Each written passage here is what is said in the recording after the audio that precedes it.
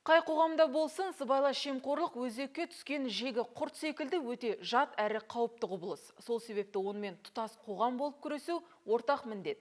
Бүгін Жамбыл облыстық мемлекеттік қызмет істері және сыбайлас жемқорлыққа қарсы іс-қимыл департаменті, облыстық Нұр Отан партиясы және облыстық журналистер ұйымының жетекші өкілдері дөңгелек үстел басында кездесіп, осы өзекті мәселеде азаматтық белсенділік пен мемлекеттік пәрменді ұштастыру жайында өз ойларын ортаға салды.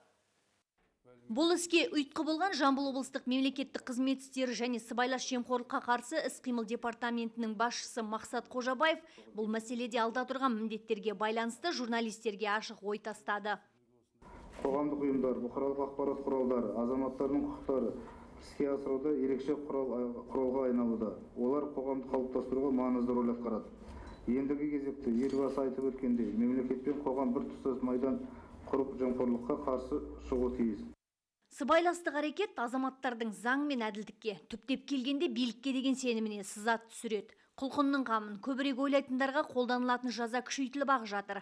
Осыған қарамастан аяғын тартып әрекет ететіндер саны көбеймесе, азаймай отырғандығы ащы да болса шындық. Жемқорлықпен айланысып жүрген, жемқорлық іс-әрекеттеріне барып жатқан тек қана осы мемлекеттік қызметкер емес, соның арасында жүрген өзімізде, басқамызда. Арамызда жүрген азаматтар жемқорлық жасайды. Солға не қараймыз біз өзімізде? Үндемейміз, болмаса өтіп кетеміз. Ал бұған не себеп? Дөңгелек үстелге қатысушылардың пікірінше бізде жариялылық, ашықтық жетіспейді. Құқық қорғау органдарынан қолдау таппаған қарапайым халықтың арқа сүйейтіні журналистер. Сондықтан да қоғамдағы төртінші билік саналатын бұқаралық ақпарат құралдары өкілдерімен бірлесе, сыбайластықпен қарқынды күрес жүргізілуі тиіс. Қазақта жел тұрмаса, шөптің басы қимылдамайды деген мақал бар. Осыны бір анықтап, мына қаржы полициясы бар, Нұр Отан бар, бақ бар, бірге акция өткіземіз ба, бірге рейд өткіземіз ба. Сол мәселені анықтап, хотя бір-екеуін жылына бір газетке жарияласақ аяқтарын тартар еді. Бұған енді қаржы полициясы жеке мекеме болатын болса, қазір енді мемлекеттік қызмет істері жөніндегі бірлескеннен кейін мұның пәрмені бұрынғыдан да мықты бола ма, бұрынғыдан да күшті бола ма деген елдің арасында күтіп отырған сұрақтар бар. Оны ешкім жоққа шығармайды. Сондықтан да ең бірінші мен ұсынысым, сіздер осы мекеме департаменттің басшыларының жалпы бұқаралық ақпарат құралдарының бетінен жиі көрінгендеріңіз абзал деп ойлаймын. Ашықтық халыққа керек бұндай нәрсе. Ең бір халық түсінеді мұны. Тағы бір атап өтерлік жайт. Биылғы жыл маңызды мерекелерге толы. Әлбетте бұл мақсатқа мемлекеттен қыруар қаражат бөлінетіндігі бесенеден белгілі.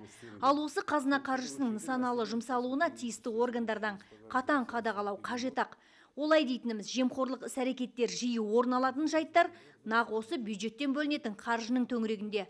Сондықтан ендігі кезекте Нұр Отан партиясы, мемлекеттік қызмет істері және сыбайластық жемқорлыққа қарсы іс-қимыл агенттігінің аймақтық департаменті және журналистер одағының облыстағы филиалы бұл бағытта күш біріктіруге келісті. Жылдың соңында мемлекеттік қызмет істері бойынша департаменті қазір бұрынғы қаржы полициямен біріктіріліп, қазір мемлекеттік қызмет істері және сыбайлас жемқорлыққа қарсы іс-қимыл департаменті болып ашылды. Сол жұмыстың аясында міне біз жылдың басынан осы бұқаралық ақпарат құралдарымен облыстық Нұр Отан партиясымен бірлесіп, меморандум жобасы әзірленіп, соның бәрін талқыладық. Келешекте соның бәрі қолданып, бірге осы сыбайлас жемқорлық қылмыстарын, солардың құқық бұзушылық нелерін төмендету үшін жұмыстар атқарылады.